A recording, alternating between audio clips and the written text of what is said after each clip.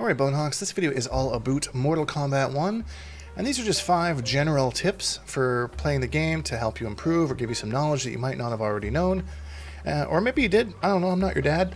But yeah, just from 5 to 1, I'll put little timestamps so you want to jump around. But yeah, there's no really increase in like, you gotta see, you won't believe number 1 or anything like that. So there's just 5 general tips to help you out. Starting with our 5th one, let's go. Accept your death. So the first tip is dealing with Chameleon, and if you don't plan on playing this character, or this cameo, sorry, and you just want to learn how to fight against it, one thing that's super important is you need to understand the rotation that goes Katana, Mileena, Jade. That never changes, it always goes between those 3. So one things that you can kind of use to your advantage is when you see that your opponent uses one of these different cameo attacks, just be ready for a switch or something. Like say, for example, we're in pressure and then he does the Katana fan from Chameleon. The next move that's probably going to come out is going to be some sort of mix-up with Mileena's overhead. Just because that's kind of the rotation. So just kind of knowing that is good information to help you counter and just kind of be ahead, because it is kind of difficult to manage your own resources while also managing your opponents, which is why I think that this cameo is so good, because she kind of forces you to be aware of other things, because your opponent's options are going to change. Some characters will get throws off of Katana into full combos, so probably be on the lookout for more throws when Katana's around. Mileena gives you that overhead mix-up, so be aware of mix-ups when Mileena's around. And Jade just has good counter zoning and yeah, just good projectile, all that kind of thing.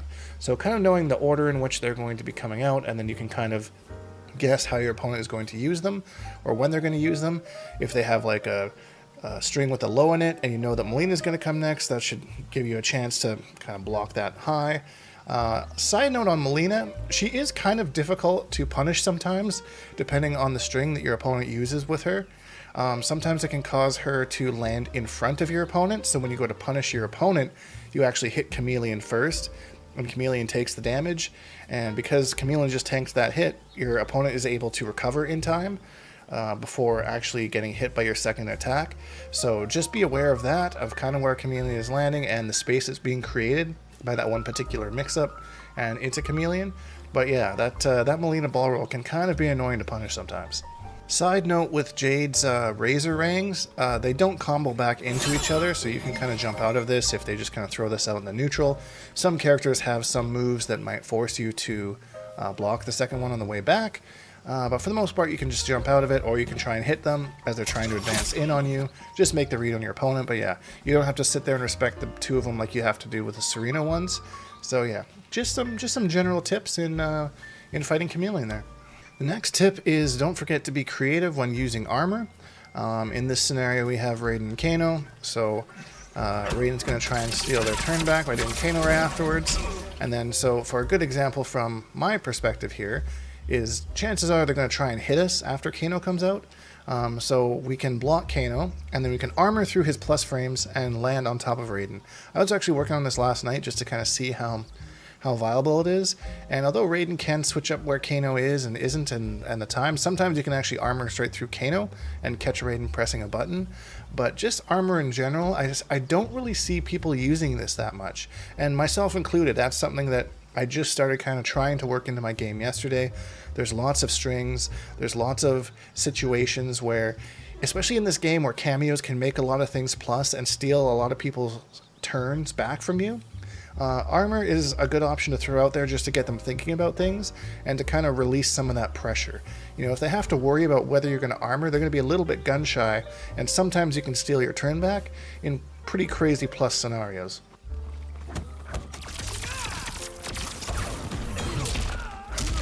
There we go, so we were forced to block their whole block string, but we armored through after Kano. They were trying to steal their turn after Kano. Not steal, it was plus frame, so technically yeah.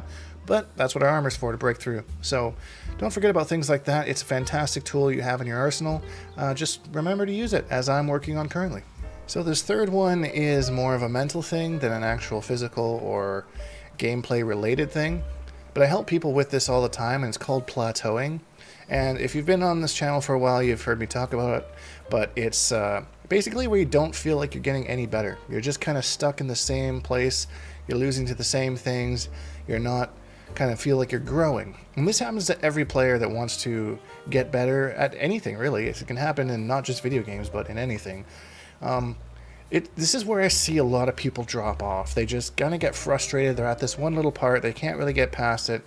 And then they just kind of like forget. You know, it's important in this time that you really start playing around with different things, different strategies. Maybe you use a move that you thought really sucked, so you didn't use it, and maybe you find a use for it. Basically what happens is with plateauing, to get off of that plateau and start going back up to improving again, something kind of clicks in your head. Something clicks either gameplay-wise or theory-wise. You're like, hey, maybe I could use this as this a little bit more.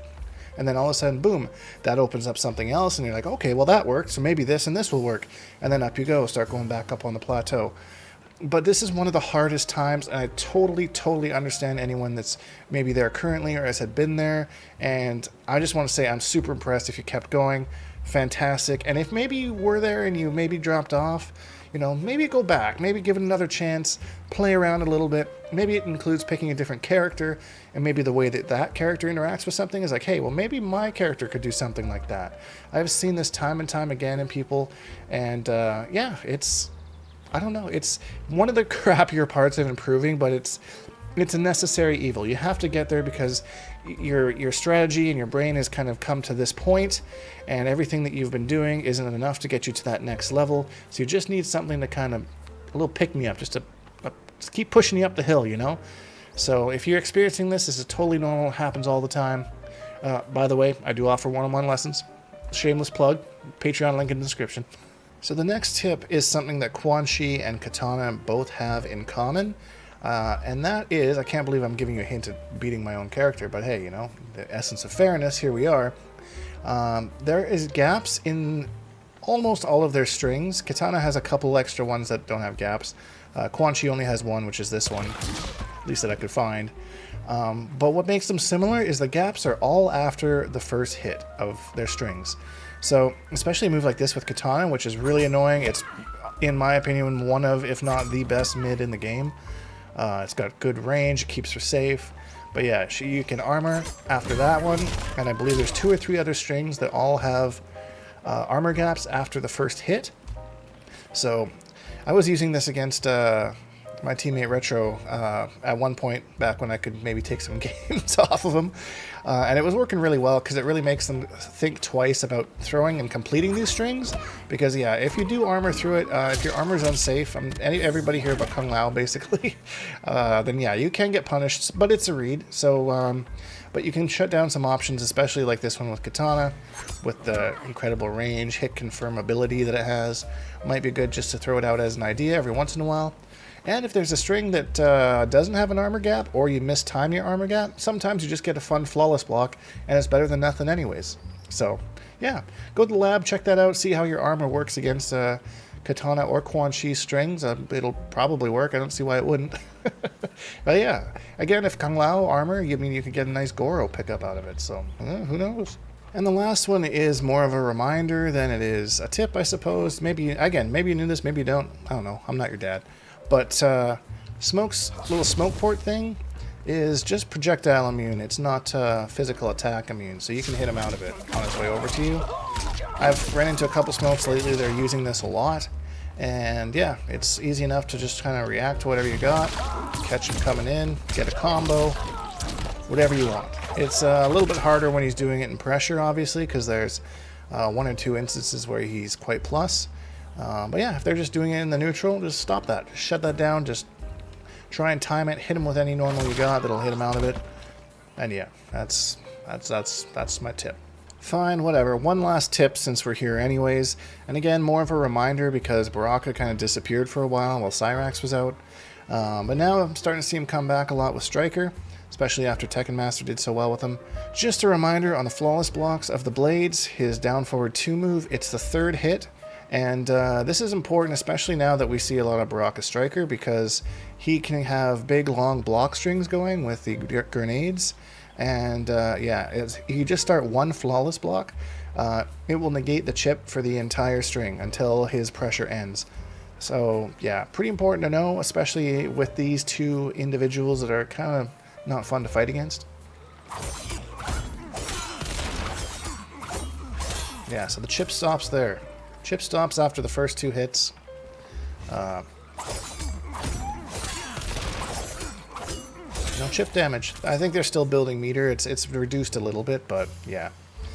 Anyways, I hope you found this helpful. If you did, please leave a like because it really helps me out, and subscribe if you haven't, because we make new videos almost every single day. Hashtag Bonehawks, all that stuff, and we'll see all you Bonehawks in the next video.